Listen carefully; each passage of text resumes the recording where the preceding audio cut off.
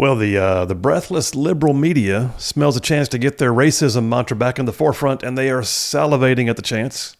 I mean, it's racism, it's totalitarianism, it's fascism, you name the ism, they claim it. Why? Well, I mean, because the Trump administration is actually doing what over half of America actually voted them in to do. Right-sizing government, bringing back common sense. And the military is at the forefront of this effort. So everything from getting rid of wokeness, renaming bases, firing generals and admirals who don't jibe with the new commander-in-chief, and then returning to an age in which the military is designed and purposed for the ability to defeat and deter our nation's enemies. And the left is on their heels. Look, here's one example of what has to be corrected.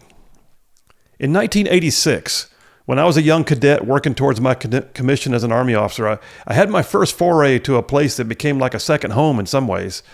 I can still remember driving through the gates of Fort Benning, Georgia for the first time in August of 1986 to attend the U.S. Army Airborne School. 3 weeks later, I departed wearing the silver wings of a paratrooper on my chest. I was hooked on that place. In many ways, I still am. Over the next 3 decades, I came and went from Fort Benning, staying at first in the troop barracks, scrubbing the floors and the latrines to a high shine to pass inspection. Later, I stayed in the quads as a young lieutenant, feeling like I was finally, somebody, a real person, up to the point that I finally had senior officers' billets and attended receptions at the beautiful antebellum house called Rightside, where every post commander has lived for the last 100 years.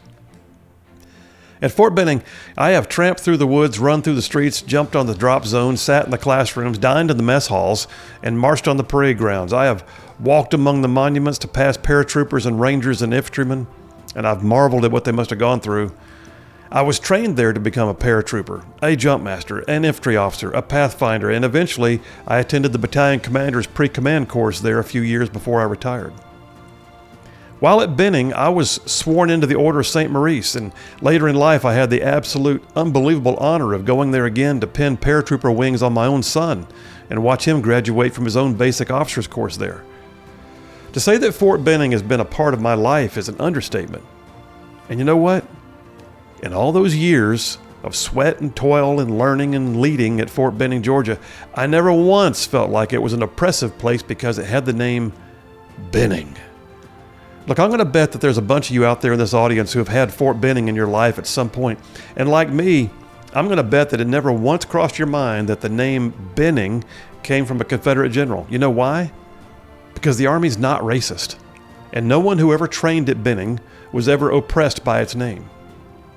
But the woke washing of America over the past few years, it has foisted the belief that a part of what made the U.S. Army miss its recruiting goals and become less combat effective was that bases like Benning and Bragg and Rucker and Stewart and Hood, they all had oppressive names. Look, General Jack Keane, somebody who I just respect immensely, he said that in all the years troops have been trained at Benning, no one was ever impacted by the name because no one was there to focus on the name.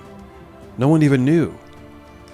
But the Department of Defense, under the Biden administration's naming commission, spent millions of dollars to rename every street, post, monument, building, parade field, latrine that may have in any way been connected to the name of somebody who served in the Confederacy 150 years ago. The history of Fort Benning alone, y'all, it's significant. Originally, it was home to the major schools of the infantry. It branched into the Maneuver Warfare Center in 2011 when the Armor School was brought there. I mean, you can't drive around Benning and not be awed by its history. From the mighty airborne towers, the statues and the monuments, and the streets that are named after famous battles. Great leaders over time like Dwight Eisenhower, George Marshall, David Grange, William Westmoreland, Colin Powell, H.R. McMaster, David Petraeus, Michael Flynn, they've all trained or served there. And look, I would be quick to guess that none of them ever went through their training at Benning feeling as though they had been oppressed in some way because of the name. I doubt that any man of any color served at Benning and became less efficient as a leader of troops because of what the post was named. But the same woke washers that proclaimed climate change to be one of our key national security issues and forced the end of over 8,000 military careers for a COVID vaccine mandate, those same types determined that it was necessary to spend over $21 million to change the names. Names changed to signify to generations to come that we had a problem that we really didn't have.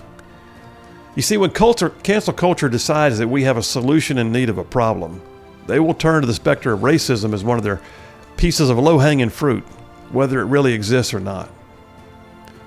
But the part of history that the Naming Commission actually overlooked was that the naming of Southern bases and Army posts, using the names of former Confederate officers, it was not to honor them so much as it was to extend an olive branch to the populace who lived around that area in the wake of Reconstruction after the Civil War. The War Department back then determined that to show the populace in those areas that it was a new day and that there was grace and forgiveness and a moving forward, they would name the bases after key leaders from that part of the country. It was well received, and for over 100 years there's been no question, and Benning has been a hero factory, producing military legends of all races, creeds, and colors who may have come into the Army looking one way, but they all left Benning the same color of green, speaking the same language. My father, a career Army officer himself, he told me once how proud he was the Army was the first true melting pot of society where any person could rise through the ranks. So the move is on right now under a Trump administration, though, to return the names. I mean, if they did, is the world going to come to an end? Would slavery be reinstituted? Of course not. And young men and women of all races would go there and become warriors, and not a one of them is going to care about the name. The goal here, really, is that our U.S. military is taken off the list of social experimentation projects and returned to its rightful place as the greatest warfighting entity in the history of the world, no matter what the bases are named. And I'll be honest with you, there's been a lot of talk here lately, a lot of talk, and rightfully so, about the amount of change coming out of D.C. It's been remarkable. There really has been. And there's no sign of it slowing down anytime soon, but I think it's less about the actual change, more about the leadership involved in making it happen.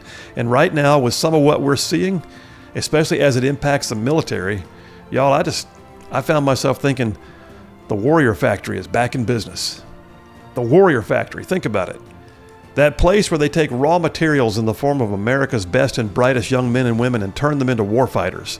Soldiers, sailors, airmen, Marines, a place where strength is developed, skills are honed, teams are built. A 24/7 warrior factory where virtue is not virtue signaling and merit beats diversity and standards are actually standards. Me personally, I come from a military family.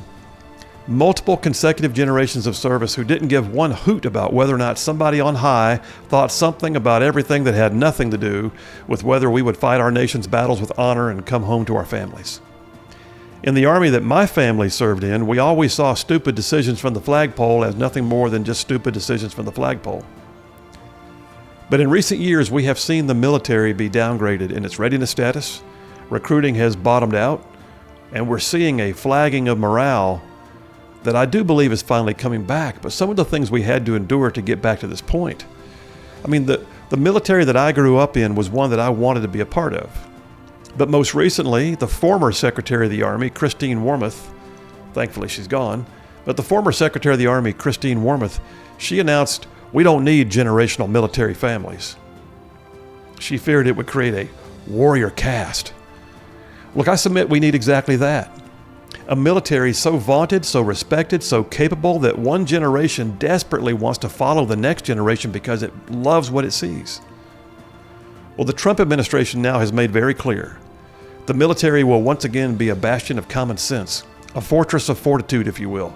It starts with ridding the ranks of the notion that wars are won by sensitive efforts to break glass ceilings, to make your feelings feel better by changing the name you didn't know was a problem. And a myriad of actions have occurred in the first 30 days of Trump 47. Senate leadership pushed through a resolution most recently that includes major appropriations for military readiness, and it now goes to the House for consideration.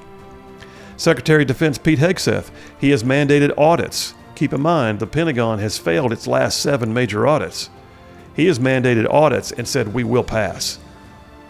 Hegseth is also refocusing the defense budget, looking at appropriations and deciding whether we can move that money to something more in kind with readiness. General C.Q. Brown, the chairman of the Joint Chiefs and the one who, by the way, famously implemented DEI policies, he's been asked to step down. In his place, by the way, President Trump has nominated Lieutenant General Dan Kazin, who he describes as somebody who embodies the warfighter ethos, he said. Somebody who's exactly the leader we need to meet the moment, said the president. I'm telling you, y'all, it's like Force projection is once again about force projection. And a correction has been made on one of those most overplayed progressive moral posturings. I talked a minute ago about base renaming.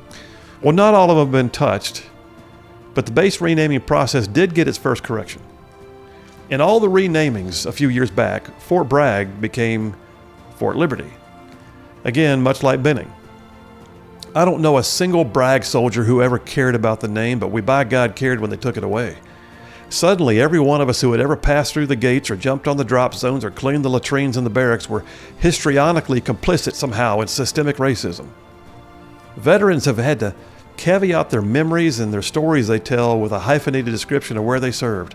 It was Bragg then, but now, it's Liberty. Not anymore. In one of those chess versus checkers moves, the long-standing home of the 82nd Airborne, the Special Warfare Center, the Army Special Operations, the Joint Special Operations Command that houses things like Delta Force and SEAL Team 6. Yeah, Fort Liberty, it got its name back. In a classic end-around, the post was renamed in honor not of General Braxton Bragg from the Confederacy, but of U.S. Army Private Roland Bragg, a Silver Star recipient of World War II. Perfect. It's a sign to the world, by the way, that our military is actually not filled with those who whimper and simper and wring their hands about mean names. Troops don't have little bitty emotions. Troops aren't concerned with trigger words. These are warfighters, and they are bigger than their circumstances. And let's be honest, Fort Liberty was a silly name. Fort Liberty. It sounded like somebody had a name the post contest at a local elementary school, and a third grader won. Changing the name back to Fort Bragg shows that we have a leadership that actually cares less about virtue signaling, more about readiness. And you know what? It's kind of a swagger. It's kind of a swagger. It's like a confident brashness. It's that cocky devil-may-care attitude that won wars and defeated enemies and deterred danger. I predict the troops are going to love it. Indications, by the way, are that they already do. Military recruiting since the November election has gone through the roof. Recruiting commands are now posting numbers that have not been seen in over 15 years. So, whether it was an expeditionary fight or a battle right here on U.S. soil, there have been generations of Americans who have given the full measure to ensure that the interests of others were protected above their own. Honoring their memory, by the way, means to never again allow them to become pawns in some kind of progressive social experimentation. We have so much here at home for which to be thankful. At every turn in this country, we have more than we need and much of what we want. We have freedoms, we have rights, we have security. Generally speaking, we can say what we want, go where we want, worship how we want, associate with whomever we want, and this is not by chance. And this is not because of pious politicians and hand-wringing pundits. This is the freedoms and the prosperity that we know as a nation, and they are made possible because of the lives of those who put on our nation's uniforms and went to hard places and did hard things. We are free, and we are kept so because of good people who went to great lengths to do dangerous things on our behalf. And what we're watching right now with new leadership in the Pentagon, well, it just feels right. We will now get back to training young men and women to defeat and deter the enemies of the country. We will tell them that if they will join the big green machine, and they will do more, they will see more, they will be more than they could have ever been on their own. They'll be part of something that's bigger than themselves. And one day, they'll be the old vets, saluting the flag and telling the stories, and many of them will now be able to answer the question again. Hey, where'd you serve? And they'll say, me? I was at Bragg. Yeah, the Warrior Factory. It's back in business. And not a minute too soon. Because the world is not a friendly place. And the wimping down of the U.S. military only served to take hard times and make weak men. And that's not how it's supposed to be. It's supposed to be just the opposite. Hard times should make strong men. It reminds me, by the way, of somebody who called into my radio show a few years ago. So I went back through my show notes, and I found it. Sure enough, it was back in mid-2022. As usual, the audience was fully engaged that day. The phones kept ringing. One of those calls stuck with me. It was a guy named Justin, a young man who said he was just 19 years old. He called in and he asked me a question. He asked, if hard times create strong men, then where are the strong men to lead us out of these hard times? What a question that was. And I'm sure he was alluding to a quote by from a book by an author named G. Michael Hopf. The book is called Those Who Remain. And the full quote says this. It says, hard times create strong men create good times create weak men, and weak men create hard times. Well, the essence of that quote is that we often see a cycle in culture and in history, a circular turn of events in which these hard times, whether it be war or famine or cultural decline or tyranny or some natural disaster, they mount up against the people of a given society, and by necessity it causes harder, stronger leadership to have to rise up out of the ashes, if you will. But mankind, being fickle and prone to reinvent the wheel, mankind too often allows the good times that come about because of strong leadership to make them just fat, happy, and generally weak. And that weakness, that flaccid and often kind of craven lack of strength, it allows for the onset of difficulties that bring about the next round of hard times. And so the circular motion of events just starts all over again. I believe that right now we are seeing the cycle come back around. I believe that right now the leadership that just took office is part of the strong men creating good times cycle. But the conversation was spawned by Justin's question. It didn't stop there. What was really something was my adult son had been listening that day, and he's in the Army, and the fact that he was able to hear the show was great timing. My son called to talk about Justin's question. And my son, who is 35 now, look, I'm telling you, my wife and I have remarked several times to each other that we raised kids that are better than us. But that particular night was my son's turn to impress, and he did not fail. He brought up the question from our caller, Justin, and the quote from Hop. And what he said next was so good, I asked him if he wouldn't mind just typing it down and sending me his thoughts in an email so I could mull it over. He pointed out that the second half of the 20th century, especially after the fall of the Soviet Union, had seen an unprecedented level of peace and prosperity across the world. He pointed out that he did not use the word unprecedented lightly, that in my son's words, the world has literally never seen so little actual war and such a generally high standard of living. He made note that European history has often seen Europeans killing each other like every few years, but that until recently, Europe has been largely free of open warfare for nearly 8 decades. Of course, that was before the war kicked off in Ukraine. To be sure, the Middle East and Southwest Asia, they've been an on-again, off-again hodgepodge of hotspots, but Western society, pretty solid, generally pretty peaceful. But my son is a student of modern warfare, military doctrine, and he knows what he sees. He said that largely speaking, much of modern society has never faced real crisis or real problems.